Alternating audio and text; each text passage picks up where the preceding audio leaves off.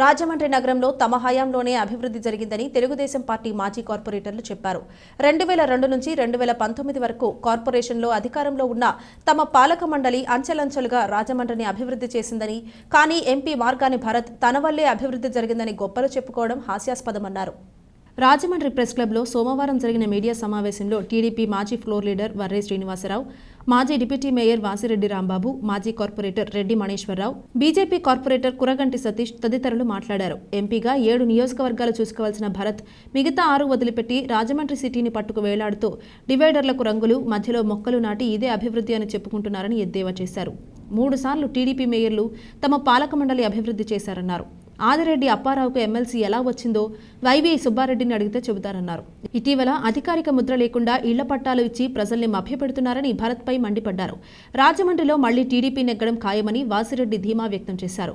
కురగంటి మాట్లాడుతూ ఆయుష్మాన్ భారత్ సెంటర్లు కేంద్ర నిధులతో పనిచేస్తున్నాయని, రాజమండ్రితో పాటు తణుకు తదితర ప్రాంతాల్లో ఫ్లైఓవర్ల నిర్మాణం కేంద్ర నిధులతోనే జరుగుతోందన్నారు.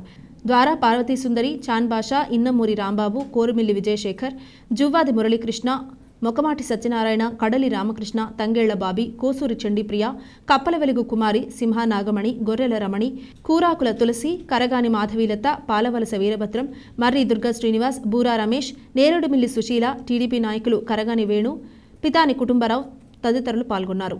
అటువంటి పరిస్థితుల్లో మరి ప్రజల్ని నమ్మించడానికి ఈ రకమైన ప్రయత్నం పథకాలు మంచి పథకాలు, అది దీన్ని మానుకోవాలి. ఖచ్చితంగా కూడా మీరు స్టాండర్డ్గా ఏం పనులు చేశారో చెప్పండి. స్టాండర్డ్గా ఏం పనులు, ప్రజలకు ఉపయోగపడే పనులు ఏం చేశారు? ఒక్కడైనా ఉపయోగపడుతుందా? అక్కడికి టిఫిన్ తింటాం, అక్కడికి టీ తాగడం, అక్కడికి ఉయ్యాలు ఒకటి తప్ప మీరు చేసే పని. అన్ని స్కూల్స్ మేమే కట్టాం, అన్ని సచివాలయాలు మీరు బోట్లు మార్చుకున్న వరకు బిల్డింగ్లన్నీ మేమే కట్టాం. ఎమ్మెల్సీ పదవి మీద మాట్లాడారు. మేము పెట్టిన భిక్ష ఆదిరెడ్డి అప్పారావు కానీ ఆ పదవి ఏ రకంగా వచ్చిందో దాని సూత్రధారి, మధ్యవర్తి, మరి అలా మధ్యవర్తం చేసిన వ్యక్తులు కూడా వేరే పదంతో కూడా అంటారు. వైవి సుబ్బారెడ్డి గారిని అడిగితే కరెక్ట్గా మీకు సమాధానం వస్తుంది. ఏ ముట్టినాయో, ఎవరెవరు చేతులు తడిసినాయో అవన్నీ ఆయన చక్కగా చెప్పగలుగుతారు.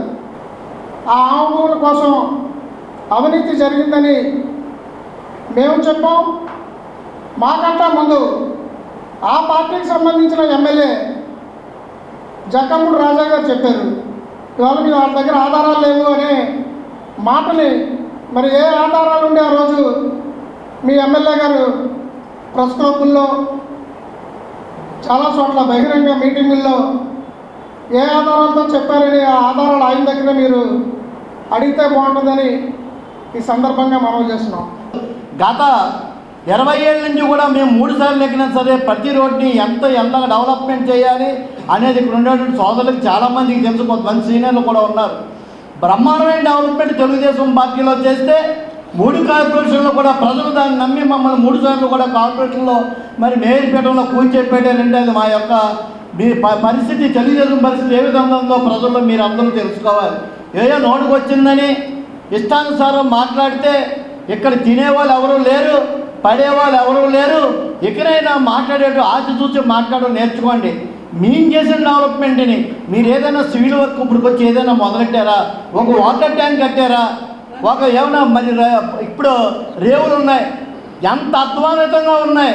గతంలో మీ కార్పొరేటర్లు అందరూ స్వచ్ఛావ కింద క్లీన్ చేసి మరి బ్రహ్మాండంగా పుష్కరాలకు కానీ మరి శివరాత్రులకు కానీ ఏర్పడిన మన శివరాత్రికి దిగడానికే స్థానాలకి ఏ రేవు కూడా లేదు. పై డబ్బులు వద్దు. ఎంపీ గారిని సూటిగా ఒకే ప్రశ్న అడుగుతున్నాను.